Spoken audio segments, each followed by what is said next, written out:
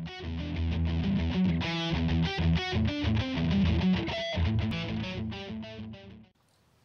guys, what's up? Today we are doing the disc review of the Dynamic Discs Escape. It is a fairway driver that I don't believe is really a fairway driver. As I said in the last episode, the Escape is from what Dynamic Disc says is a Speed 9 fairway driver. But even Eric McCabe himself has said that this disc is probably closer to a 10, 11 in speed, which puts it up there with some of the high-speed drivers. I'm going to have to agree with him 130%. When I first got this disc, I was expecting, something like a T-Bird or an Eagle, that kind of range. But instead, what I got was something way faster. It has the rim of it, kind of like a T-Bird. It has a small rim. It flies way faster though. Under full power, I can put this disc out next to my Trustpasses, my Worlds, out there about 450 with ease. Just give it a little hyzer, it flips up, rides to the right, and then comes back. And that's not a fairway driver to me. To me, that's a distance driver. If you're one of those guys that want a faster disc but do not like the big rim drivers, the ones that are out to here, like say the Trustpass, how the Trustpass is really thick, really big, but that doesn't feel comfortable to you, the Escape is a perfect disc. I actually have a buddy that threw nothing but T-Birds, Valkyries, Sidewinders, things like that, and he could not get used to a big rim driver at all. I convinced him to grab an Escape, and I proceeded to watch him throw one of his furthest backhand drives I've ever seen him throw, and it was over 400 feet. He almost landed right next to one of my Trustpass drives. So he's pretty much sold on it. So if you're looking for that distance driver, the Escape might be your thing.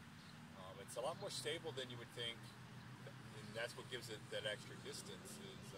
It's not like an Eagle. It's its own disc. There's really no other comparison next to some high-speed drivers. There's really no fairway comparison for this disc. In the clip I'm going to show, we are here at Sunset, and on hole, I believe 16, I will be throwing it. I believe the hole is around 340 feet. Not normally what I would throw there, but it's one of the few holes that I can really demonstrate what the disc will do. Saying that, remember that you don't throw like me, I don't throw like you, our arm speeds could be different, so I don't like to do a lot of flight videos on disc reviews because half the time they're probably not going to fly the same way for you. What I bring to my reviews are general knowledge of how they fly for me and what I've seen and talked to other players that physically own them and I play with on a constant basis and how they fly for them. So yeah, check the video out, and when we come back I'll show you about the different plastic types it comes in.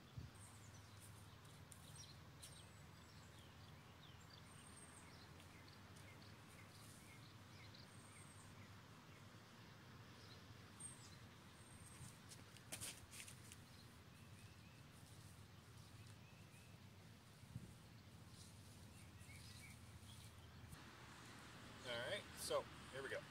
We got the Lucid. This is Champion type plastic. If you're a Discraft thrower, that would be Z type plastic. My personal favorite. It feels great. The amount of grip, there's so much tack on all of Dynamic Disc Lucid plastic discs. It feels amazing. Another is Fusion. This one is tacky, but I love the Lucid more. This one feels more star type plastic. My experience with Fusion is they tend to beat in faster than Lucid, which is a good thing, and they tend to be not as stable as Lucid. other plastic it comes in is this beautiful Moonshine, which for you, those that don't know, is the glow plastic from Dynamic Disc. It holds a glow very well, and what you will find in the Moonshine plastic is it just tend to be a little bit more stable than, say, the Lucid. Most companies, that always happens. I'm not sure why. I do not make disc. I don't know what kind of plastic combinations they use, but generally all glow discs tend to be more stable than their non-glow counterparts. That's the three plastic types it comes in: Moonshine, Fusion, and Lucid.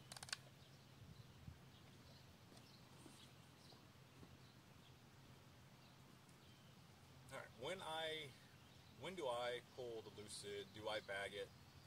Yes, it is in my bag. Do I throw it a lot? Probably not as much as I should, but I have other discs that'll do what this does. Example, my Trespass will do everything this does. When will I pull it?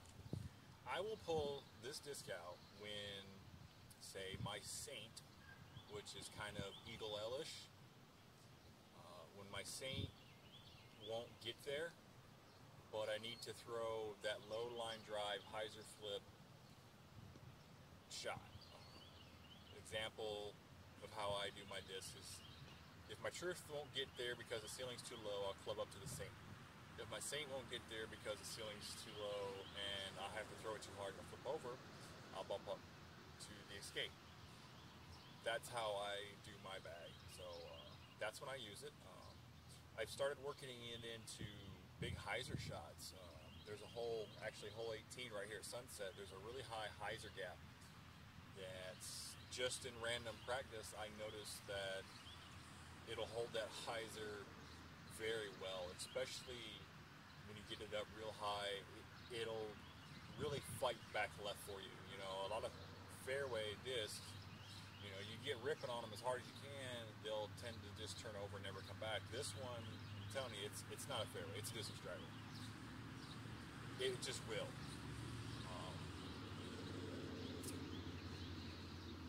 So yeah, that's the really fast, quick breakdown of the Dynamic Disc Escape. You know, like I said, it's a unique disc. There's really no other disc on the market next to distance drivers that really stand up next to it. It is a disc in its own, and I really recommend this disc for those that do not like the big rim drivers or find them too much. If you're a T-Bird thrower, if you're a Valkyrie thrower, if you're, you know, an Avenger thrower, you know, if you like those smaller rim discs but want more distance, you need to get one of these. This will, as soon as you'll put it in your hand, you'll understand exactly what I'm talking about. A couple things, the Truth giveaway is still going.